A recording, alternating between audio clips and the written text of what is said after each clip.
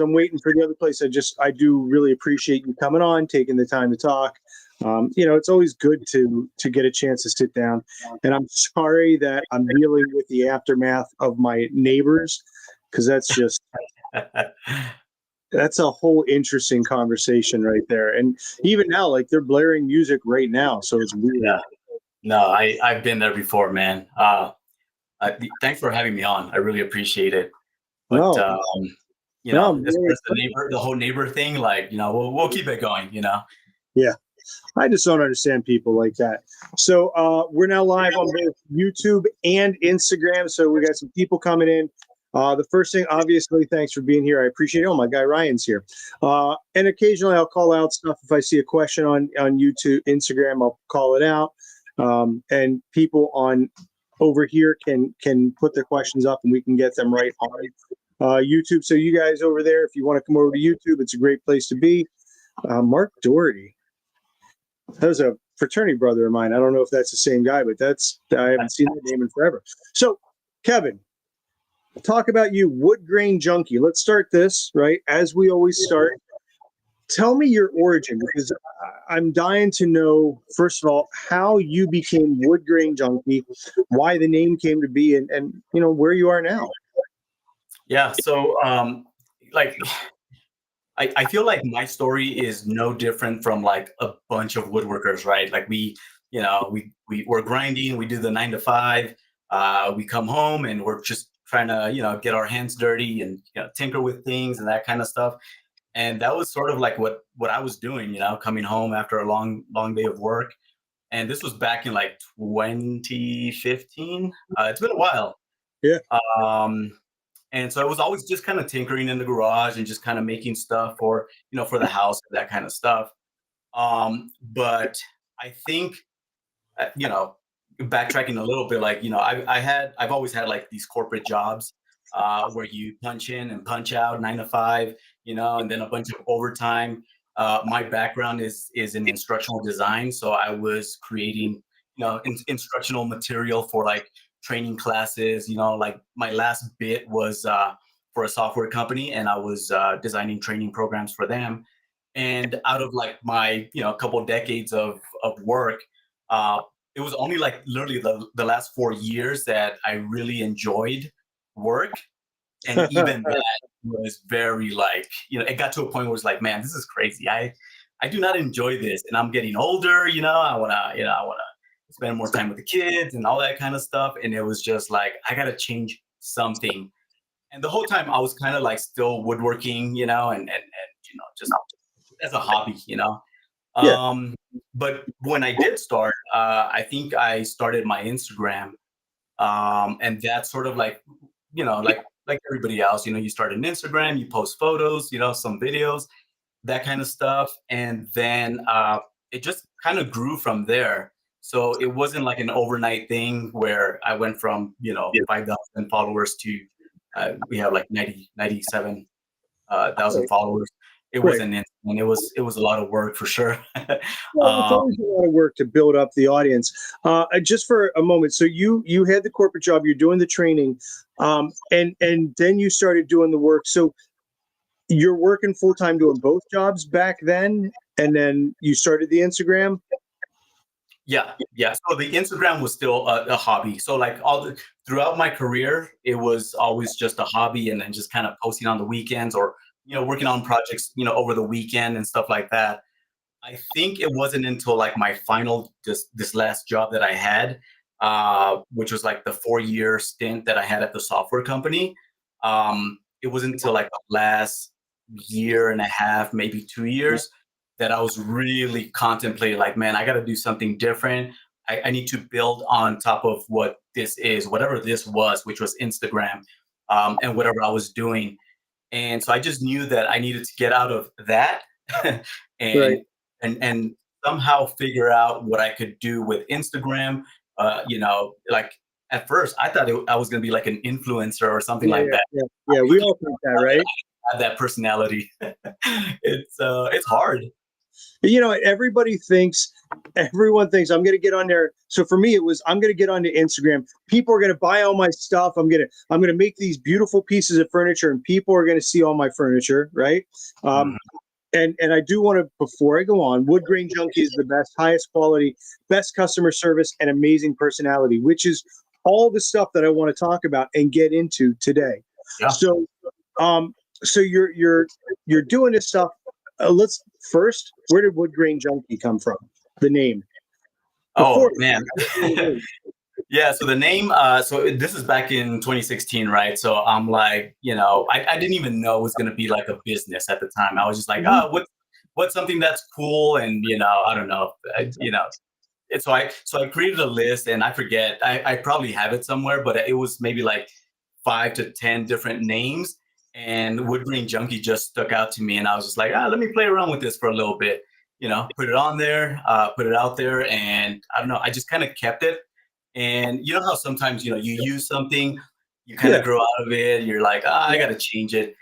I never felt that. I was like, you know what, I'm gonna keep it. This thing is, I like it. I'm gonna continue with it, and you I know, love the name. I think it's a great name. I definitely like it. So, all right. So I think that you and I probably have some commonalities, some similarities here. You're making the stuff, right? You're selling, you're doing your, I want to be an influencer. I want to, be people on here. How did we go from that to the business? Like, where are you there? yeah. So okay. So going back to like my 9 to 5 job, I was kind of like at the tail end, thinking, I got to change something. My goal, when I was thinking about quitting my job, was all right. I'm gonna I'm gonna make furniture. I'm gonna make cutting boards, charcuterie boards. I'm gonna make all of these things, right? And it's just gonna take off. My following was kind of Yep. growing and all that, and I was like, yeah, this is gonna be easy peasy. I'm gonna sell like nobody's business, right? Uh, I end up quitting my job with no plan other than what I just laid out right now, which is the Okay. thing to do, honestly.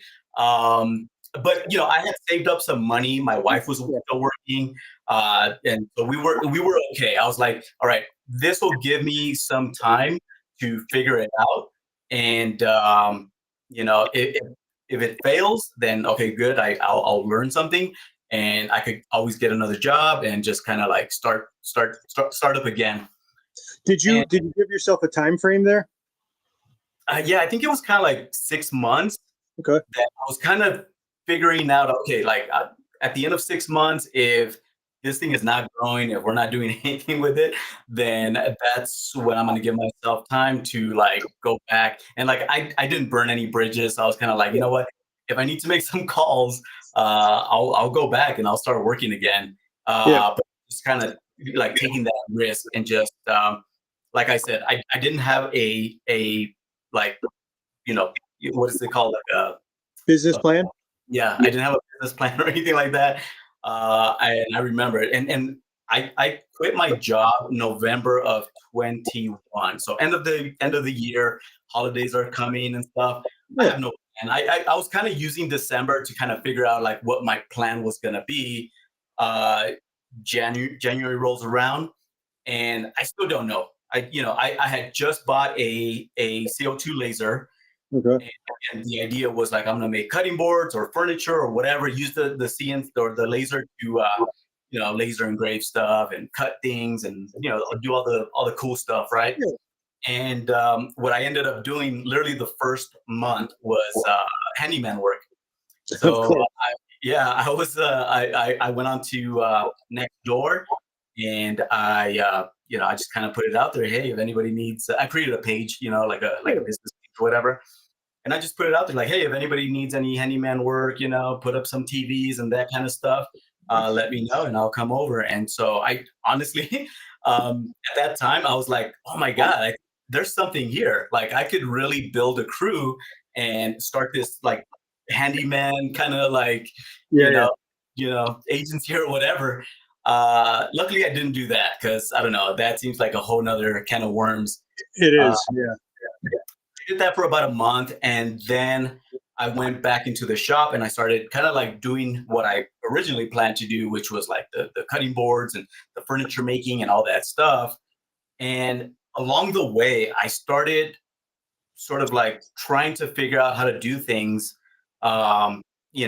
with tooling and accessories that I couldn't find. Right. Uh, and so I started, making them myself. And like one of those things was like the templates. Right now, I know there's a bunch of templates out there, like those acrylic templates. Yeah.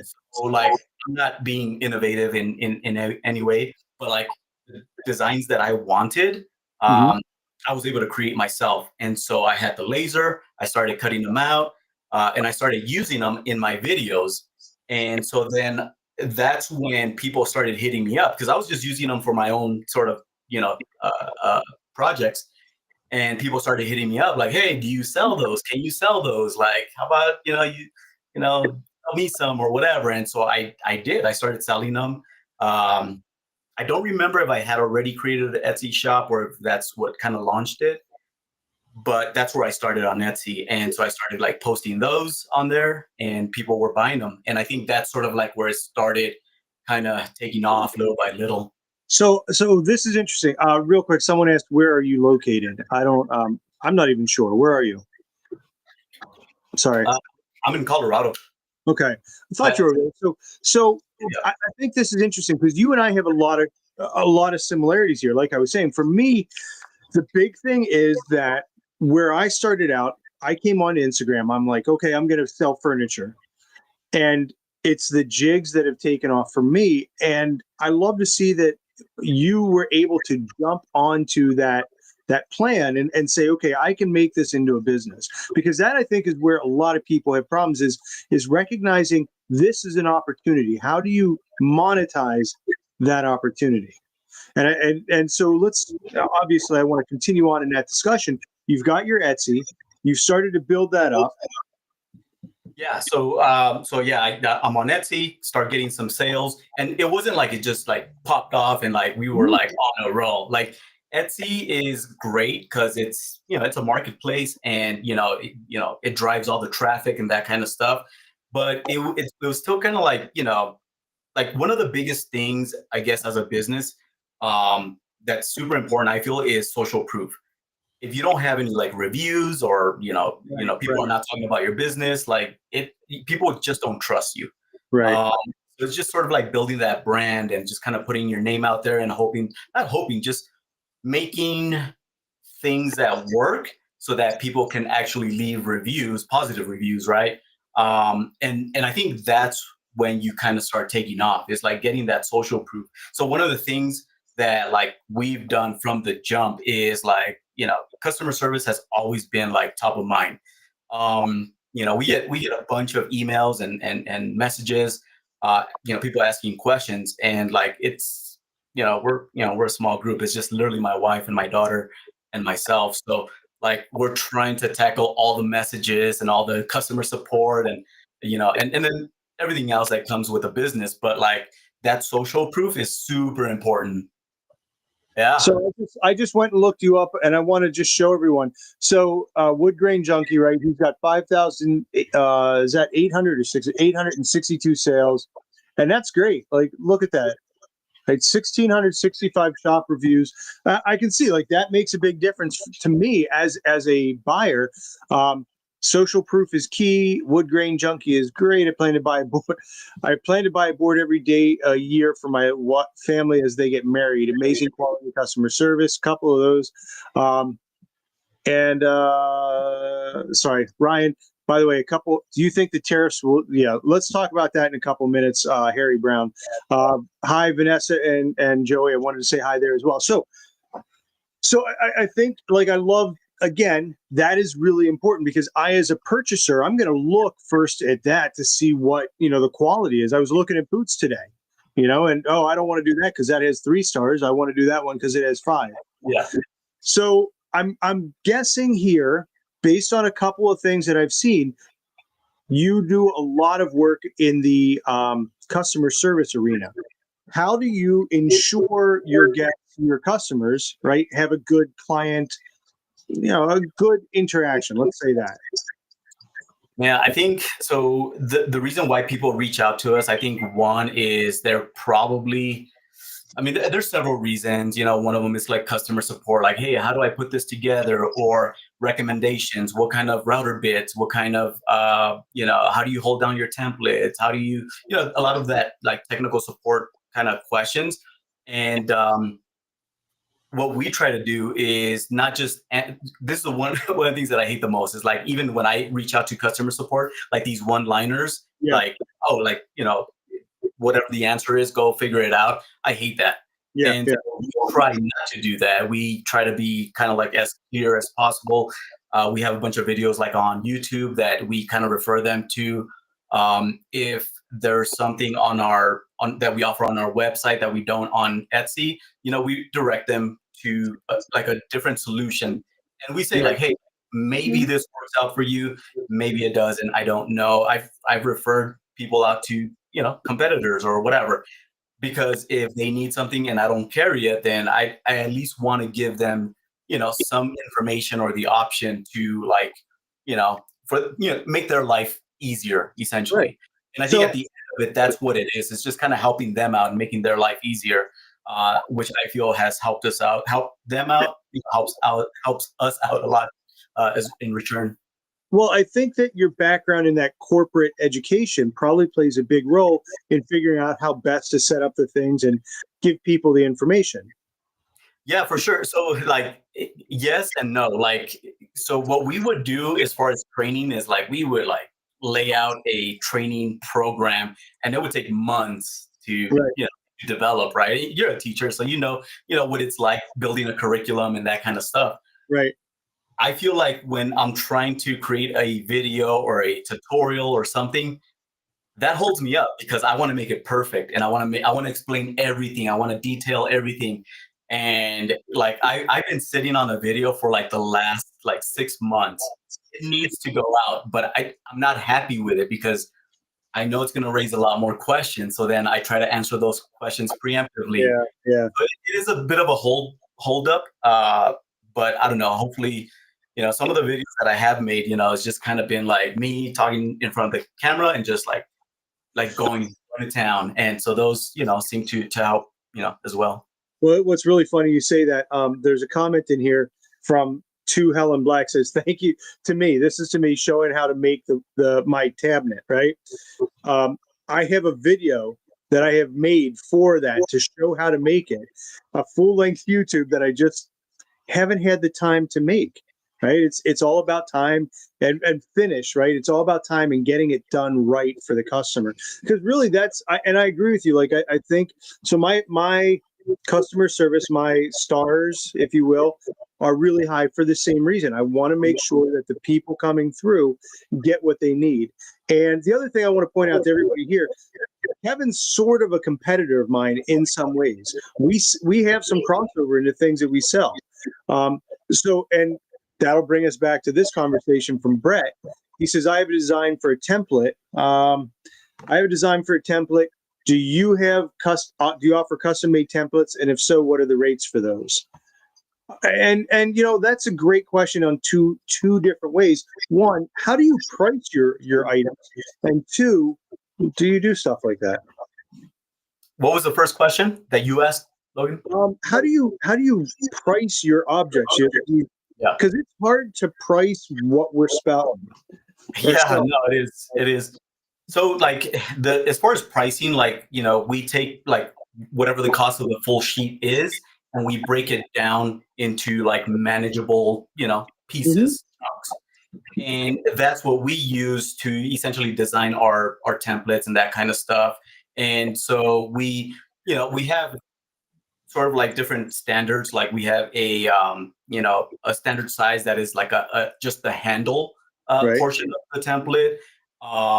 And depending on how many we could get out of that specific sheet, that's how we price it. When we started, it wasn't really kind of like it was kind of like guessing, like a lot of people say like, all right, take whatever your material cost is and like up it by like, I don't know, 2 or 3 times or whatever. That's literally what I did initially. And then as we started growing, the volume started like, picking up. we adjusted those prices. Like we lowered a lot of our prices because it's like, okay, well now, we're cranking them out. We have a system, and so we're able to offer, them at a lower price. And that's true with some of our stuff, not everything, not yet at least. And to answer the second question is like we initially we did, we would take every custom order. And so as far as pricing those, it kind of depended. Sometimes they would offer like a sketch, and I would have to go in to, I used to use Illustrator. Then I moved to like Affinity Designer to do the vector images or line art, and Right. then take it to the laser and then cut it. So if that was the process where it was a lot more labor intensive, then it was a little bit more than that. More Um, okay. So before we move on, I have to do this. My daughter's on. Hi, sweetheart. I love you. I hope you're having a good night. Ryan, stop guilting me into saying hi to my daughter. I have to wait. Um, you know what? But for me, I think the hard part, and one of the things I struggle with, is the fact that so much of the work is being done on a CNC or a laser, right? The labor is, I put it on, right? I program it, and it goes for a specific amount of time. That's where I have a lot of problems thinking about how I price some of this stuff, because the material is really important. Obviously, that's a key factor, but the time is less because I'm just putting it on there. Right. Yeah, no, it's so yeah, initially when I was back at the house in the garage, yeah, it's like it's a lot easier, like you could literally, hit start and go back into the house, watch some TV as it's cutting or whatever. And I would do that sometimes, with and some of the other products that we sell, where the runtime was longer. Yeah, I would either like hit start and then go and do something else, work on something else, or go inside the house, go Right. lunch or whatever. So there's not a lot of overhead. It was just me. Well, now we're in our shop. All of that adds to the cost of doing business, which is like the rent, the utilities, uh, the workers' comp, the like just everything. As far as like that part of it, my wife is the one that handles all of that, and so she comes to me like at the end of the month, or and gives me the numbers, and I feel like we had a kick-ass month, and she brings me back to reality and tells me like, actually, like these are the numbers after you account for all the costs and stuff. This is how much we actually made, which it really brings you down back to reality after you calculate all that. That's a great question, though, or great point, because that also brings us back to Harry Brown. Um, he said, "What do you think the tariffs in Canada will do to lumber prices?" But it's not just lumber; it's all the materials, right? It's everything coming in. Are you Yeah. worried about the tariffs? And I don't want to go into this again. This is not. I don't want it to be political by any means, and I want to make sure that I say that to everybody. I'm not looking for any politics at all, because we get heated. People will talk about politics For on both sides. I don't want to do that. Instead, I want to focus right now on that business. How do you look at what could happen and the potential for tariffs? How do you see that maybe impacting your prices? Oh man. And so our hope is to not increase our prices. Like we really do not want to increase our prices. The way I look at it is like, so we sell on a few different platforms. Each platform has its different sort of like fee structure. So all that variation Right. brings down your margins, right? And so that's sort of like the way I'm looking at this, these tariffs.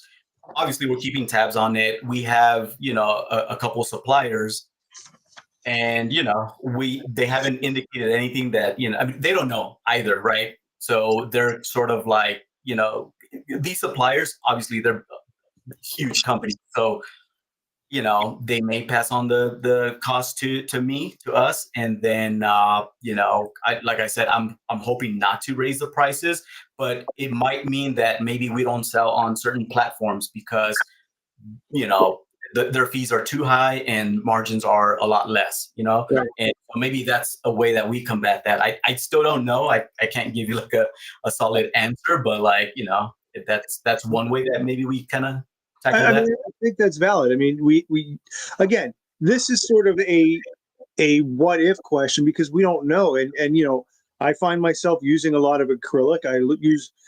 I use Baltic birch for my stuff, and that's getting increasingly difficult to find. Um, and for me, being that I am not, so it's interesting. I buy Baltic birch from Atlantic Plywood, but I can't go there and buy it myself because you can't go in off the street and buy it. So I have a friend of mine who has a cabinet shop. He buys it, and I go pick it up, and Oh, I okay. pay. So it's this whole big thing. So you know, it's running into the issues of getting the Baltic birch. So obviously, that's going to impact prices. Cost of living, everything going up, you know. So it's an interesting conversation, and an interesting, I guess, possibility of how we have to look for it. And this is not something I ever thought about looking at. Yeah, and I was just gonna ask you, like, how are you kind of approaching it, or would approach it? I'm gonna, you know, it's the same thing with price. I look at how much the materials cost. I have to admit this. I look at how much the materials cost. I do look at how much time it takes, how much time it takes me to design it. The other thing I look at is how much I'd be willing to pay for the same item. Mm. Right? When I started doing the router flattening jigs, there right behind me, right? Those. So I originally was selling those. The company that was originally making them for me was selling them at $50 each. I talked to a company that would cut them out to me for me when it went big, and I was like, all right, I want to do this. They talked about just cutting it out for me and charging me, I think, $57 just to cut out one set of those. And my response was, I will not sell that. I would have to sell it for $90. Right. And I was like, I would never pay $90 for that. So I said no. I said bye because I can't afford to do that. You know, and I think that's really what it comes down to is not only all of those things, but what are people willing to pay and what would I feel comfortable paying? Do you have you have a CNC? What I do. brand do you have? Sorry. Brett asked a question. Yeah. So the one that we have is a I2R CNC. I've never. Um, yeah. So how did I hear about them? You know what? It was Tools Today. I saw Matt from Tools Today on one of his stories, and they use it all the time. Like now that I own it, like I see him using it all the time. Yeah. But that's the one I have. It's an I2. I think it's Imagine to Reality. I think that's what it's meant for I2R. It's only like a 2 foot by 3 foot bed. But it's a beast. It is a monster. I'm super happy with it. How, I mean, the amount that you're putting out, which is one of the things I want to talk about. I don't understand how you only have a 2 foot by 3 foot bed. I have Brett. I have a Onefinity. I've got a 4 foot by 30 inch, right? And that's my cutting area. And you know, I love that cutting area because while I would like more, I don't necessarily have space for it in my shop. So I really like what I have. I don't know how you use that little space. Yeah, no, I'm in a similar situation. So yeah, it's nice and compact. That was one of the things because remember I've had this one since I was in the garage, you know, working, Yeah. and I invested in that one, and it turned out to be a really nice machine. Where we're at now, this shop, like it's not big. It's still kind of like relatively small.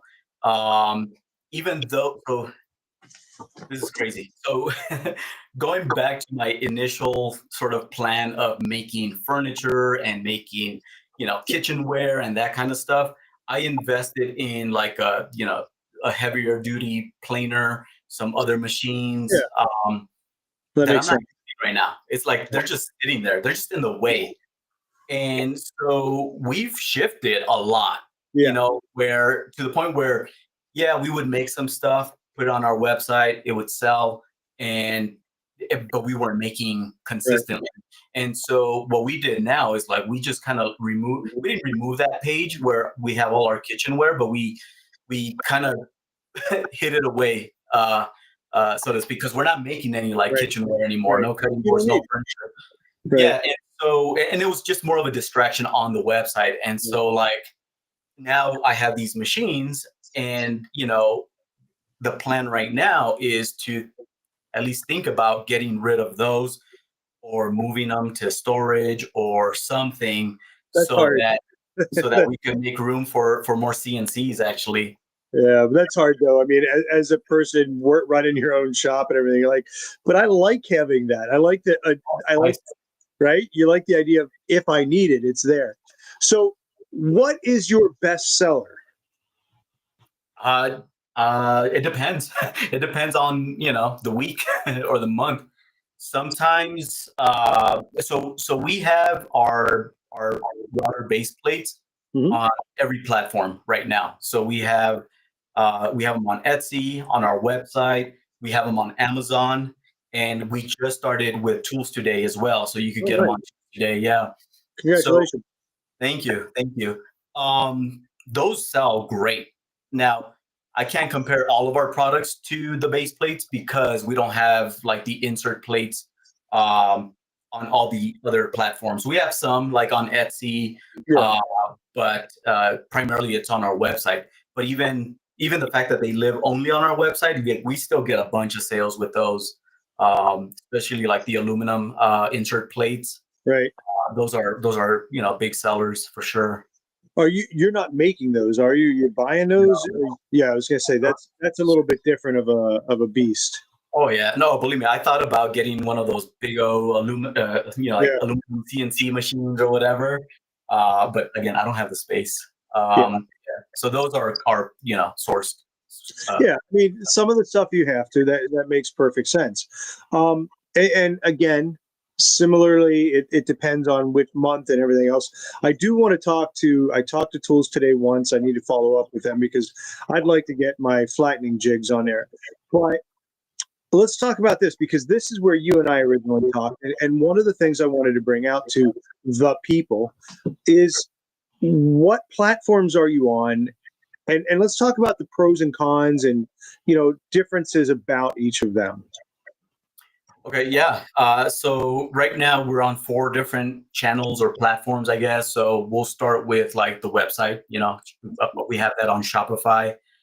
On Etsy. Etsy is where we started, but that one's still like we started strong there, and I don't know, it's just been tapering off. Sometimes we have like some good sales on there, and sometimes it's just dead. Right. Um, so we just jumped onto Tools Today, um, and then Amazon as well.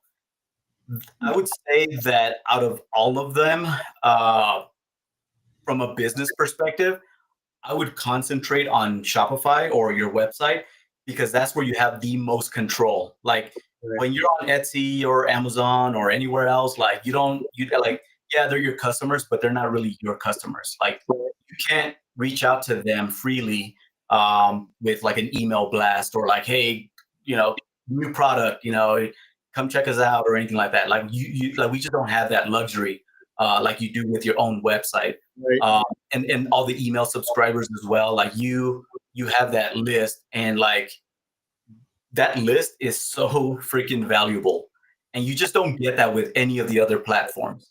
Yeah. I actually haven't emailed. I every now and then I think I want to try and use the list, but I also don't want. I view it as political capital, right? I don't want to use something and overuse it where people go, well, this is just another email, I'm going to delete it. I want it to be, oh, this is an email, this must be important, and that's so I haven't used it because I don't feel like I've had anything important enough to put out there. I will say the one, so two things here. One, Etsy, one of the things I like about Etsy is obviously that's where a lot of people are going. It's much easier for people to go to Etsy and type in something and get to you. One of the things I don't like is I had somebody buy a copy of my plans.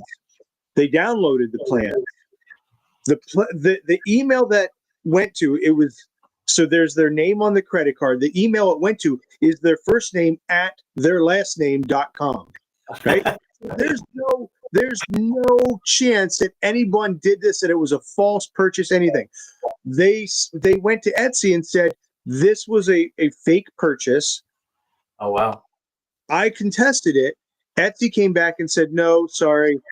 They said it was fake. So not only did I have to pay them back that money, I also had to pay back fees to the bank. So I lost 3 times the amount. Yeah. Because this one person decided that what they bought, they just decided, you know what, I don't want to buy it. And instead of emailing me, right? So Yeah, no. that's my downfall with Etsy. Like on coming back to you on Shopify, you have control. You can talk to your customers. Yeah. So yeah, we have the same issues with Etsy. Like we used to have our router sled kit on Etsy, and we try to be as transparent as possible on all our listings. Like, hey, this is what you're getting, right? We put it in the images, we put it in the description, we link to a video that explains what you're getting.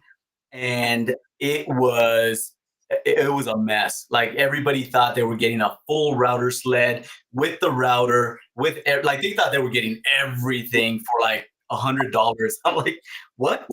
Like, what world are you living in? There's no way. So I did have someone reach out to me on Etsy and say, I'd like a refund. And the reason they said they wanted a refund was because of the $15 plans they bought for one of my tables. They thought they were getting the table. Yeah, exactly. And you know what? People, we've seen that people on Etsy are probably a little bit more impulsive and they don't research. Mm-hmm. And that's the way it seems. And that was the case for like our router sled kits. We ended up removing it because it was just causing more heartache and a lot more work having to explain. There was a few people that filed a complaint, so we had to go through the whole thing. And they left a negative review. Etsy won't remove them, even after we explained like what the issue is. And even though Etsy sides with us and says, customer, like the description is perfectly clear. They still won't remove it. And so I had to go in there, reply, and so at least future customers can sort of provide an explanation for them. All right, last story here, because this again just happened recently. The person left a message that they hadn't gotten the piece. Tracking on my end was terrible, right? And I go in and I look at the tracking. It was delivered to the post office. It sat at the post office for a couple of days. I don't know that. So instead of reaching out, they just posted a review. It's a mess, right? 1-star review because of the post office, not me, the post office. Yeah. And so we talked about Etsy, and like, I don't know if you want to talk about Amazon, because Amazon. I do. I really want to talk about Amazon. And no, you can't get a table, Brian, for $15. So let's talk about Amazon, because a lot of us buy from there. We all do stuff like that. Talk to me. Yeah. So Amazon is freaking great. I freaking love Amazon.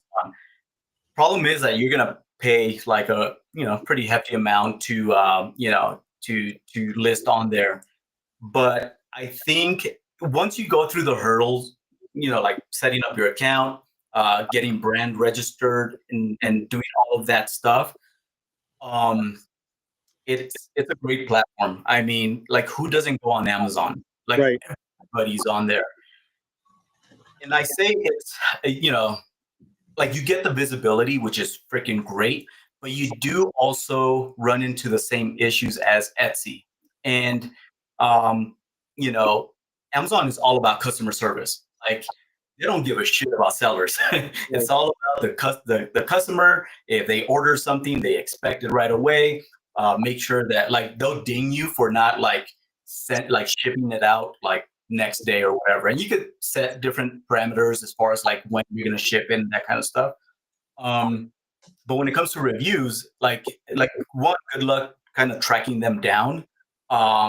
And if you want to send them an email, there's certain ways that you need to do it so that you don't get dinged. Like you don't want to get dinged on Amazon, because I think there, man, you get so much visibility, and if you start getting dinged by reviews or by Amazon, like they'll derank you and all that stuff.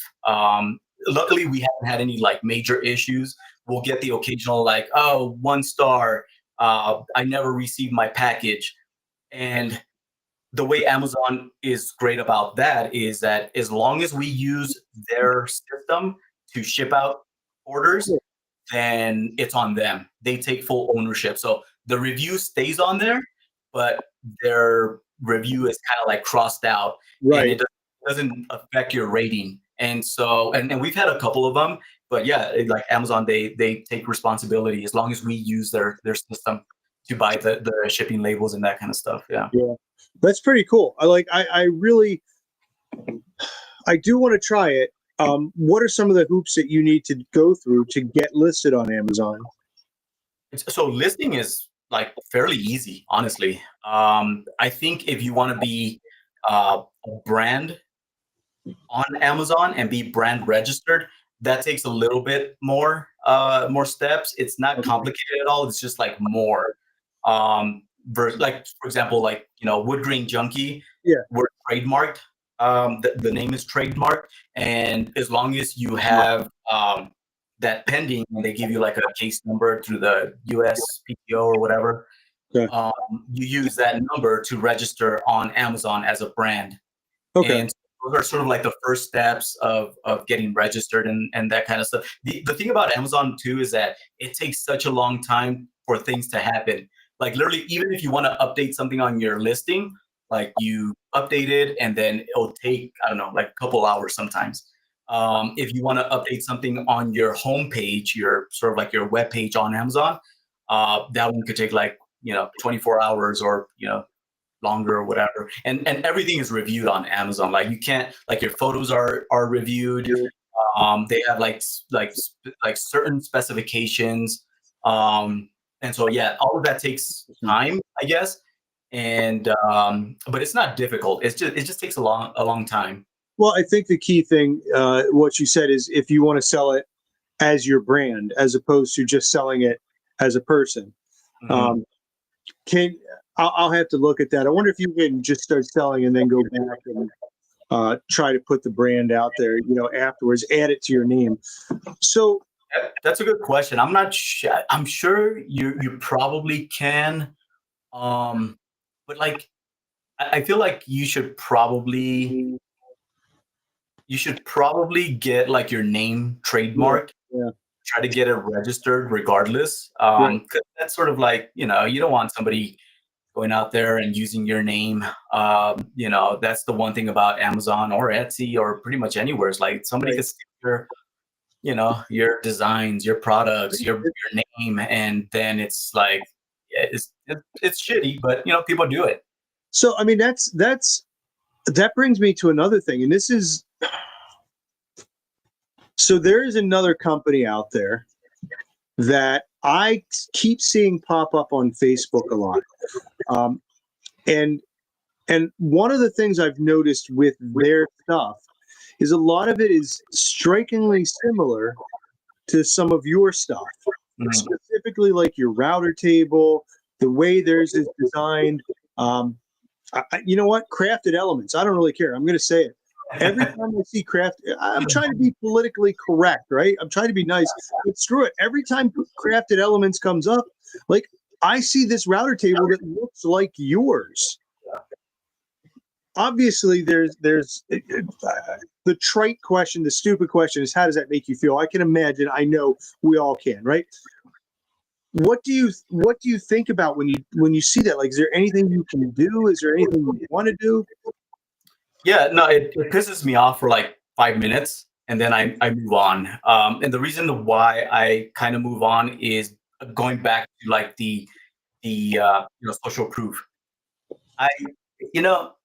There's certain things that we do in our process that makes us a far superior product than theirs.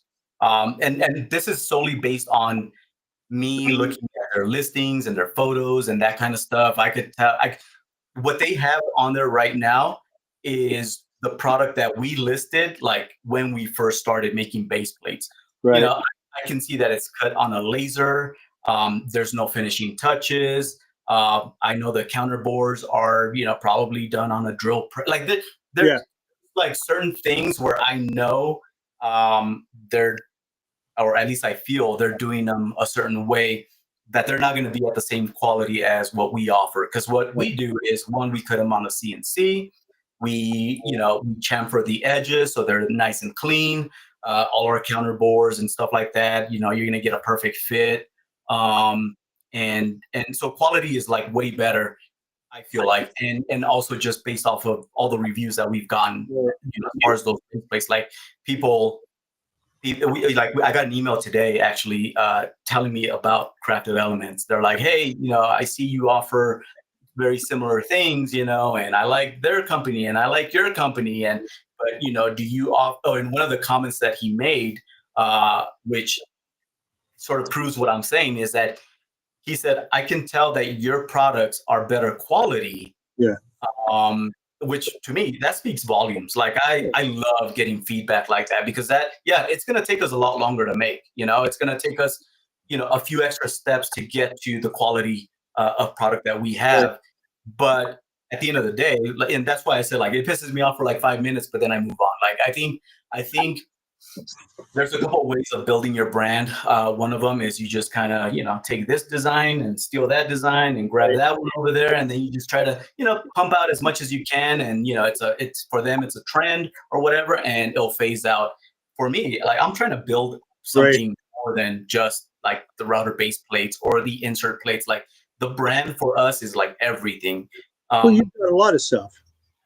Yeah, well, and that's the thing. Like, I don't know if if they continue selling, then yeah, we're gonna keep offering them. But like, we're not gonna stay here, right? We're gonna continue to, like, come up with different products and different designs and just different ways of helping the, like, everyday woodworker. And that, so like, that's like our commitment, right? So that's what we're trying to do, and that's sort of like, and not to be all salesy, but like, that's the brand that we're trying to create. And so we're hoping that the loyalty is there and people kind of keep coming back to us, because we have like so many return customers, and we get so much like feedback, which is awesome. Well, I have that. That's huge, right? The return customers, the people say, I love buying your stuff, I'm going to buy from you. I want to ask two questions that go along with this. One of which is, like I said, I'm on Facebook. I see these ads pop up for them. Are you doing ads like that? Are you doing focused ads, and how do they work? Yeah, no, we do. We run ads. So when was it? I think it was last year, like mid-year. We partnered with a marketing agency. They're actually here in Colorado, and they handle a lot of like our ads and stuff. They handle our ads, our email campaigns, and that kind of stuff. And so, we work with them to sort of put out what we feel is needed, whatever we want to push, or that we have running a sale, or if it's a holiday kind of thing, or like whatever it is. Like, we work with them to get those ads out. Okay. And you obviously feel like it's worth it, because this is, again, one of those things that I have thought about in terms of my own stuff, and specifically, ads on Etsy. They do charge a little bit. And do you do the focus ones? Do I do focus ones on Facebook? It's tough, because, and this leads me into my next question. A lot of my sales, and as you mentioned earlier, yours started from this, are coming from the content creation, from videos that I've done where people say, I like this, I want it. And for me, that's where my sort of change that's where my change came, was looking at, well, people are buying this. Why am I focusing on trying to make furniture when people are trying to buy that? So here's where I struggle. And I had this conversation with friend Steve today. It's that I want to post a video of this, because if I post this video, the sales of this are going to go.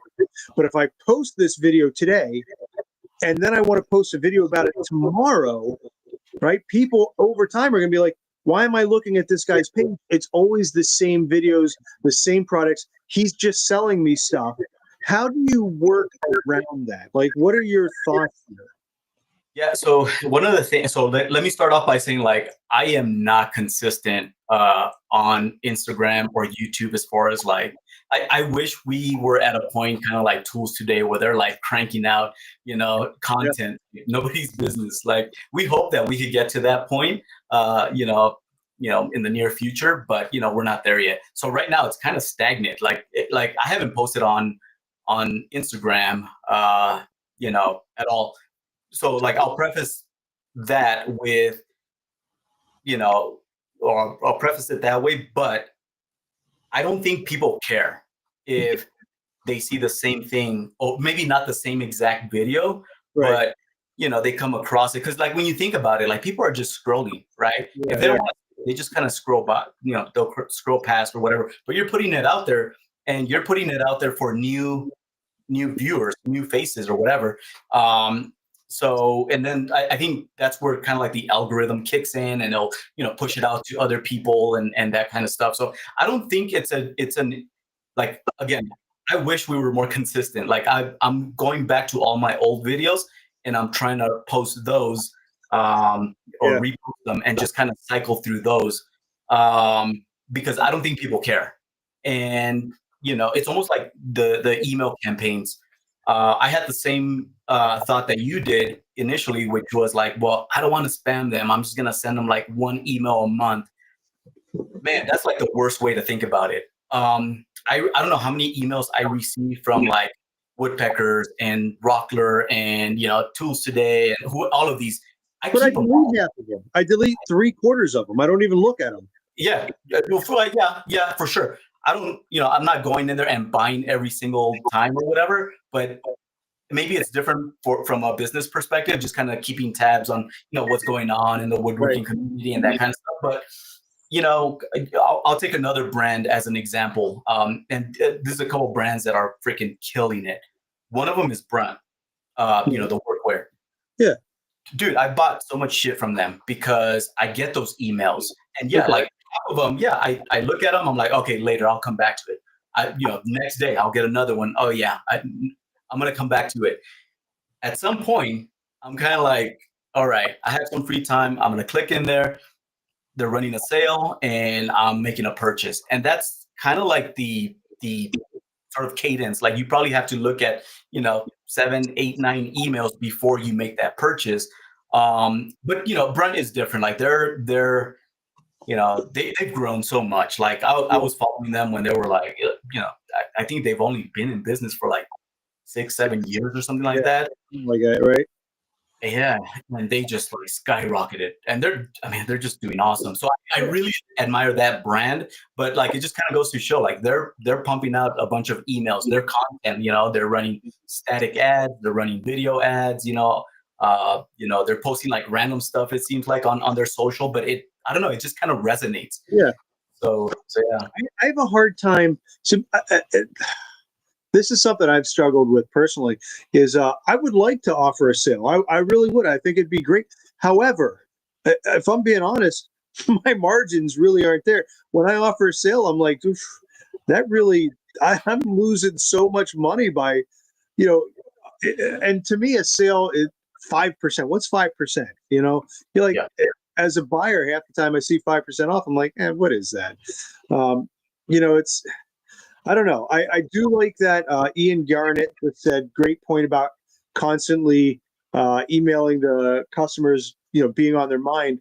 I'll take your advice on that. I've got a couple new products I got coming out, a couple old things I haven't emailed people about, and I've just been relying on social media. So I will go ahead and do that, see how that works. But it's the sale, man. Yeah, but I think you're in a different situation, right? Because you have,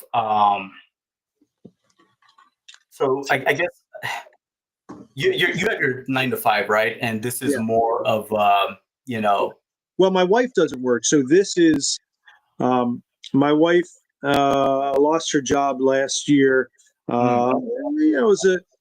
There's a bunch of different stuff, but so this supplements her income. That's really, we need to have that. Gotcha. And never mind the fact, I got to throw this complaint out there. The town that we live in reassessed our house for the first time and increased the assessment value of my house by $350,000. Jesus. I haven't done anything to my house, and it's gone up 300. We're fighting it, but anyway, right? That's brutal. Yeah.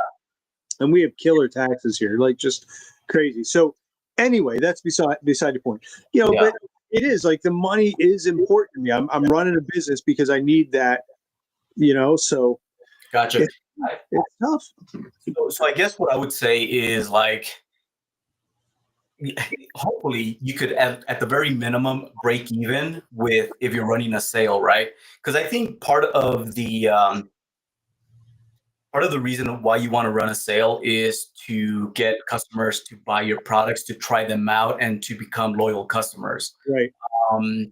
And again, not to sound like super salesy, but like that's sort of like an investment that you have to make, and hope that they, through word of mouth, they talk about you with, their friends or whatever, or other woodworkers that want to try out your stuff. Something that I did early on was like I gave out a bunch of stuff, and we still do that. Like we still reach out to like potential influencers and hope that they, repost our stuff. Some people have done it organically, like we don't ask them to do anything. They even buy our stuff, and they'll post it. And just like, I don't have the luxury of going through like all the sales stuff like that. There's been times where Matt from 731 Woodworks, like he shouted us out last year, I think, or maybe the year before. Anyways, that alone, like he bought a product from us. I saw it was him, and I just sent him a couple of things extra, and I was like, hey, I'm a huge fan, whatever. He shouted us out, and man, our sales freaking just went through the roof.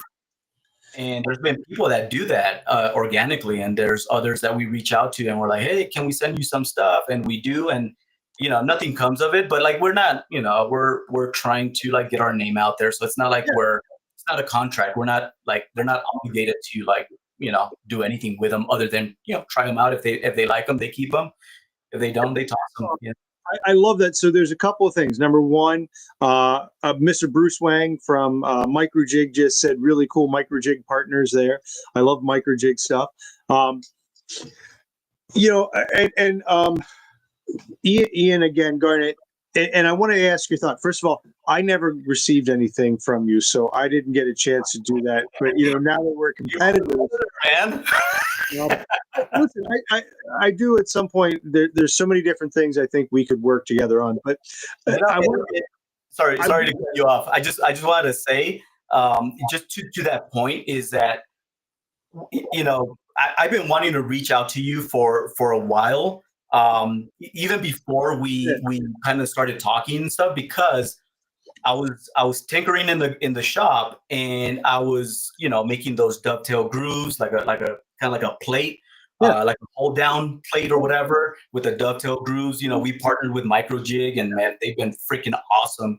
And so I was like, you know what? I've seen this somewhere. I can't just like offer it, and that's when I went to your page, and sure enough, like you offer those. Yep.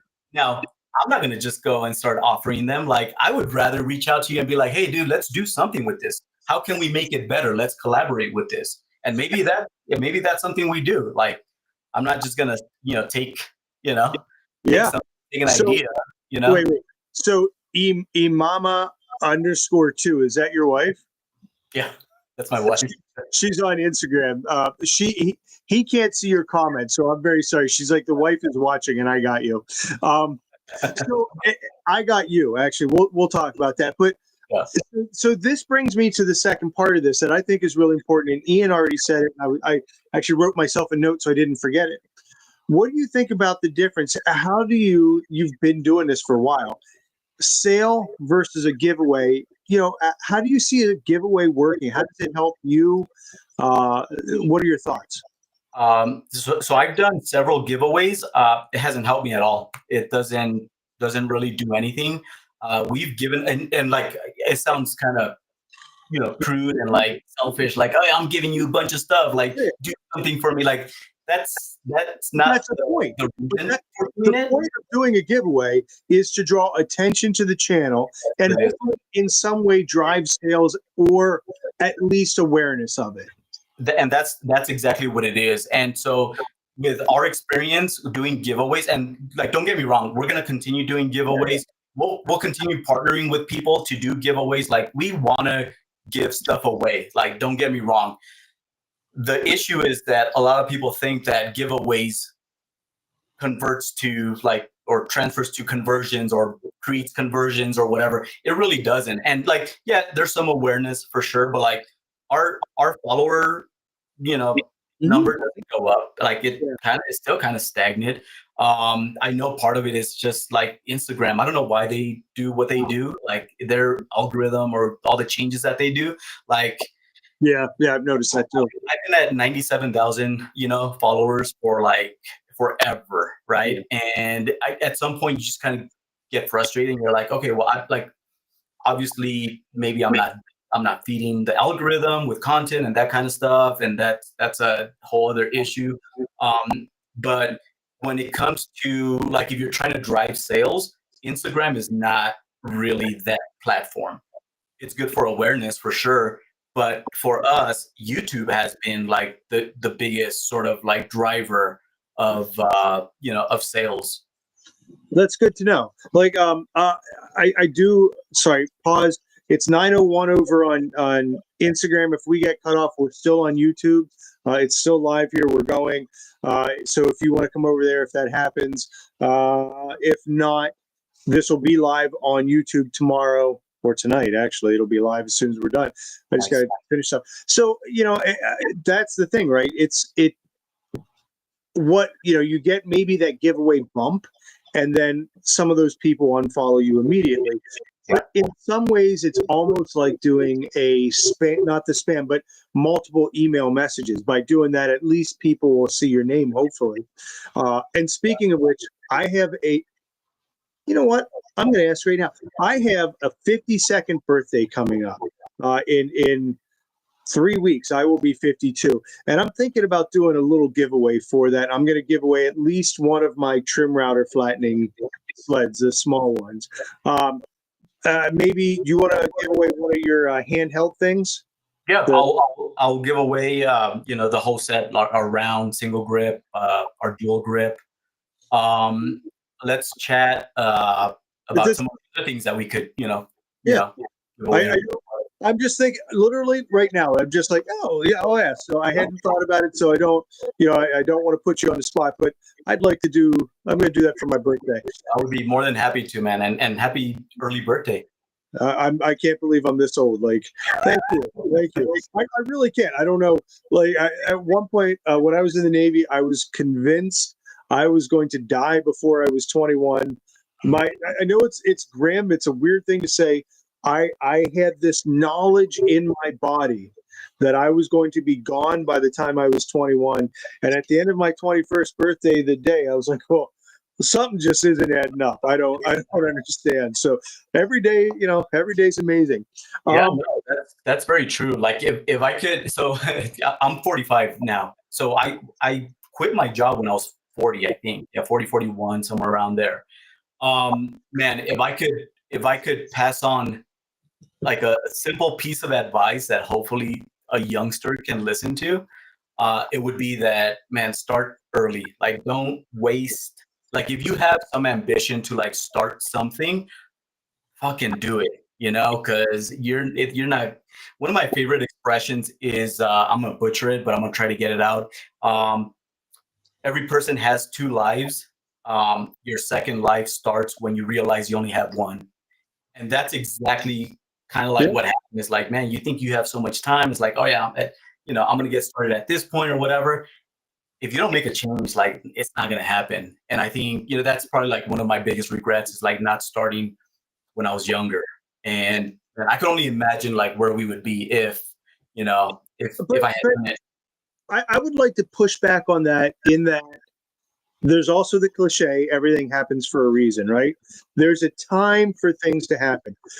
One of the things I've really learned with this series of interviews and videos is everybody has this moment where something has happened and they said, now is the opportunity. I have to jump on and take this opportunity.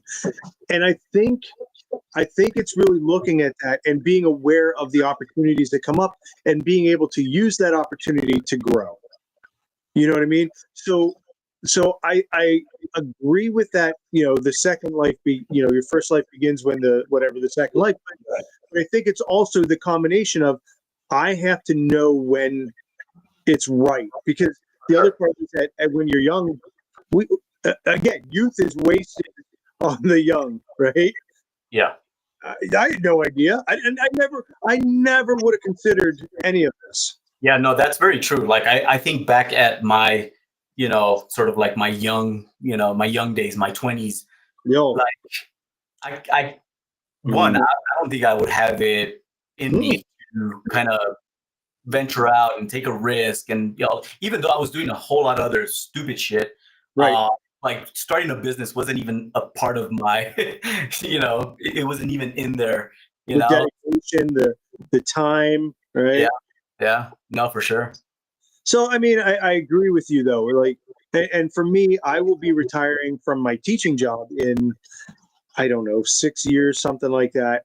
And I would love to, honestly, like now is the time when I look at this, and I do have some regrets on my side because I could jump into doing this full time, and I think I could do well with it. But I also have a pension to look at. I have health insurance to look at, and that's something I worry about. And I don't know how you. I wonder how people like you who jumped into that, right, felt about that worry. How you dealt with that.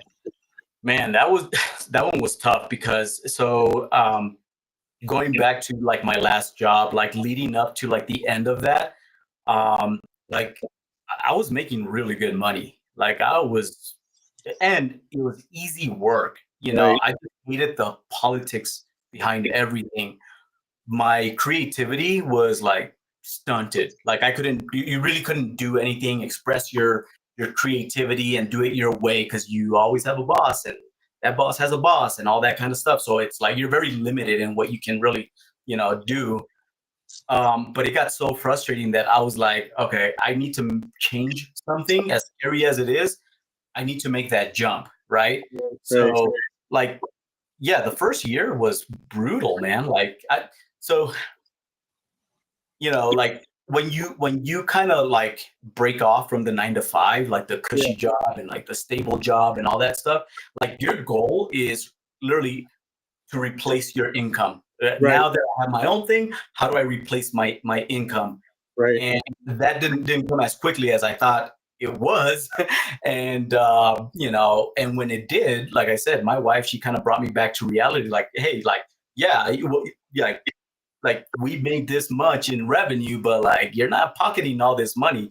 Like we have expenses and all of this and whatever. So like it was it was what do you call it, like a rude awakening. And Yeah. so Yeah. like you just kind of learn from that. So that phase was super scary.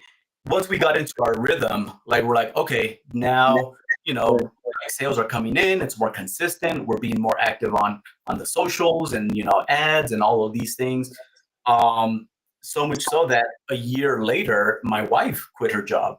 Nice. So yeah, and like between the two of us, like we were like, okay, like we're doing pretty good. That's um good. Yeah. yeah, so all that to say is like, yeah, take it in steps. Maybe don't both quit your jobs. Obviously. As you I said, had a savings, so that in case shit hit the fan, like we kind of revert to that a little bit, and and whatnot. well, I think what amazes me is she said you guys have kids 23, 10, and 2. Yeah, so my 23-year-old is from a previous marriage. Oh, I and had 9. my daughter when I was 21. Okay. Yeah, and then I my wife was lucky enough to find me, and we got married and had kids. Well, that was very lucky for her. I'm sure every day she says, "Gosh, I'm so lucky." As a matter of fact, she probably wakes up in the morning and looks at you and says, "I am so lucky." Yep. My wife does. Except my wife looks at me and goes, "Oh God, I am so lucky." But I don't want to spend too much more time. We've been here for an hour. What I do want to talk about one last thing, because I think this is really important, and this is something else that you and I talked about the other night. You rented this space. You were looking at, and this is one of the big things I remember is you got this space and you put up a sign and you like, "Hey, we're opening." Tell him she's still watching. We're opening a physical location. Yeah. You've run into some issues with that. How has that changed your plans? Like, how is that impacting you? Yeah, so a lot of the things, so man, from the beginning, like we've had to pivot so much, like from our, woodworking furniture maker business, pivoting to like a tool manufacturer and router accessories business. Like that was a huge pivot for us. When we rented this space, the idea was to manufacture. So it's essentially two units with like walkways in between, so they're kind of connected, right? Yeah. And so on both of the units towards the back is sort of like the warehouse where we make stuff. The front space on one side is offices. That's where I'm at right now. On the other side, it's a very nice open space where our plan was to open it up for for people to come in, look at the products that we sell and have like finished kitchenware, cutting boards, and all that stuff. So like we were like gun ho about like opening the space. Well, it turns out that the previous tenants before us and even the ones before them, we feel like they never really paid their taxes the way they were supposed to. And so the city of Parker here, had no knowledge of this space and like the layout and like permits or any of that stuff.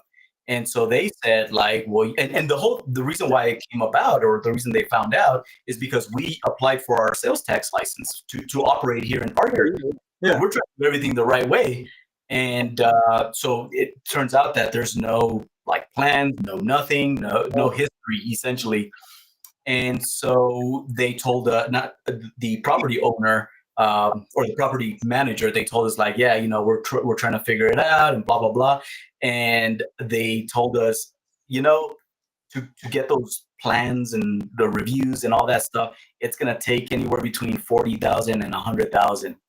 I'm like, Jesus, like, we don't have that kind of money. Yeah. Peace out. Right? Yeah. That's what you're like, see ya. And so that was a big like blow to sort of like our plans. Like thinking about it, it's probably better. Like I would love to have people come in, talk with the customers and all that stuff. That would be awesome. And we'll get there. We'll get there at some point. But we kind of realize now that it would have been more of a distraction with all the stuff that we're trying to keep up with right now, as far as manufacturing and improving our process, improving our sales channels, our ads, our videos, like all the things that we're trying to do. Right.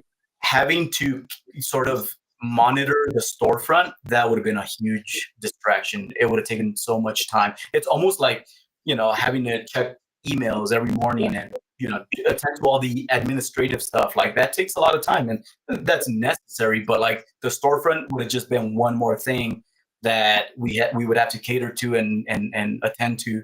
So maybe better that we're not able to open it up right now, but definitely still in the works for down the line. Everything happens for a reason. Yeah. I told you, I know I told you this story, so now I'm sharing it for everyone else. I have a friend of mine here who opened a physical location. He was doing woodworking, was doing beautiful stuff, and he thought, I want to open a store. And he got a really nice place in a high end of where we live. But he also didn't have a shop there. He was making stuff and bringing it in. So Right. So that's the other part of it is whenever you open a physical location, you either have to be able to work there. But if you're working and someone's coming in, even if somebody's coming in once every half an hour, Yeah. and you can't just be like, all right, just look around, because that sort of defeats the purpose of having somebody come in. So, Yeah. he closed down. He quit woodworking. He Whoa. closed. Yeah, he sold all his stuff. He goes, I'm going back. He was doing an IT job beforehand, went back to IT and just said, I can't do this. It's too much. Yeah. It's a lot of pressure. Yeah, it is a lot of pressure, and it's brutal. Like, man, running a business, it's so brutal. It's hard. It's stressful for sure. Like, like if I was gonna compare the two as far as like stress levels, yeah, it's stressful, more stressful than like my 9 to 5 that I had, but I enjoy coming to work, right? Yeah. Like I enjoy building things and making stuff and trying to be like innovative and all that stuff. So it's a little bit of a struggle, but it's a good struggle, like you stress out because yeah, you want to pay the bills and all that stuff. But at the same time, like at least I feel like, yeah, we're creating something here. We're making something. Right. We're Right. You're doing what you want to do. Yeah, for sure. And it's funny too. I'm sure you have the same thing. I had a friend of mine send me an idea today. He's like, "Hey, you should make this. This would be really cool. You don't have to give me any credit." And I said, "Sure, I'll add it to my list." And I took a screenshot. I had to do a video screenshot of my list of ideas that I have and things that I want to build, and it's tremendously long. Like I have all these ideas, and I just don't have the time. I got into the habit of writing everything down, like everything. So now it sounds kind of silly because it's again my wife, it's my daughter here, and so what we're trying to get into the habit of doing is having weekly meetings. Like a Monday kickoff meeting and then a Friday end of week kind of meeting.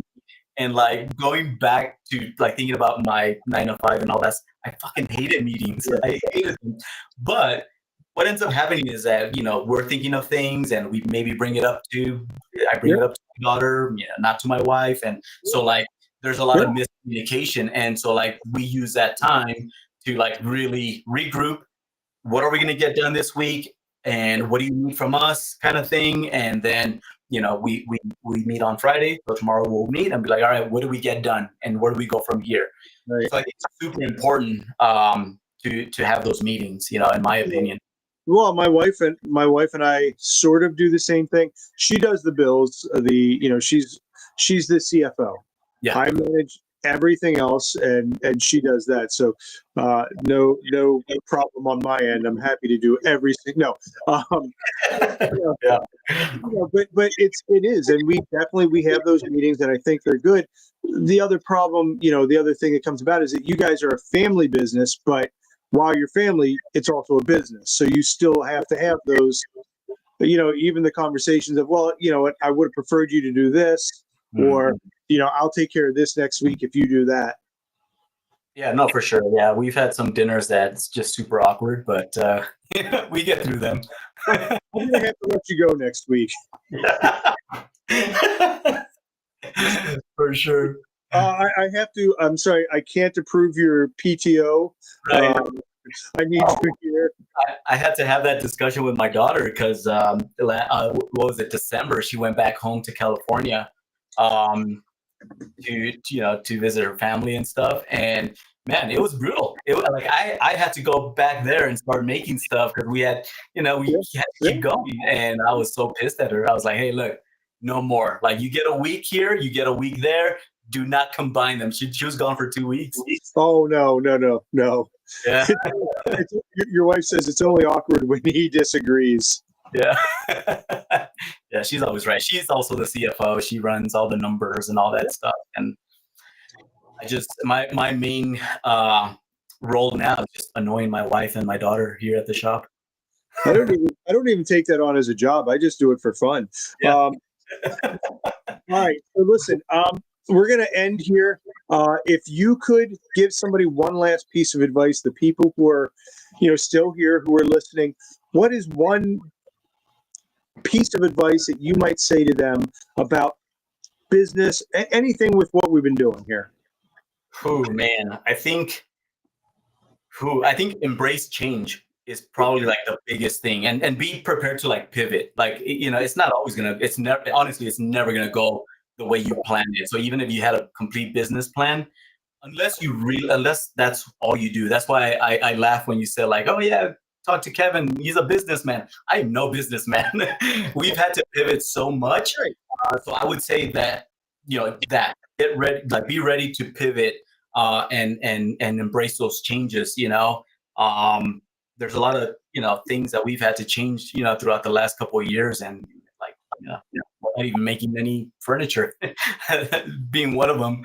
I mean, it again coming to this theme that I've heard throughout.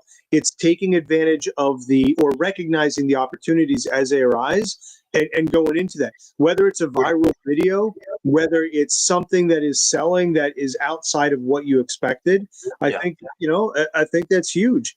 I've said this several times. Hey Joe, I sell these things not because this is something I decided to do. Somebody came to me and said, we'd like to sell this for you. And I thought, well, who's going to buy it? But I mean, now I sell a lot of these, and it's not what I ever expected. Right. So I think, again, going with what you said, if you have an opportunity, take a look at it seriously and think about it. So Yeah. Kevin, I cannot thank you enough for being on here. I had an absolutely wonderful time, and I appreciate you sharing your insights and thoughts. And I hope people come back and take a look at this, because I think there's a lot of good information there. Yeah, no, for sure. Like, thanks a lot for having me on, man. This is fun. I like talking to you.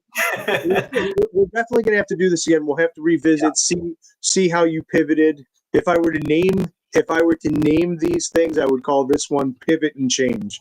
I definitely would do that. That's a good make that thumbnail. That's what I need to do. I should. All right, so everybody, have a good night. You're not going anywhere yet. You and I are going to talk for a couple. Bill Bentley comes on right at the end. No, I appreciate you sharing your husband with me. You guys have a wonderful night. Thank you all. Always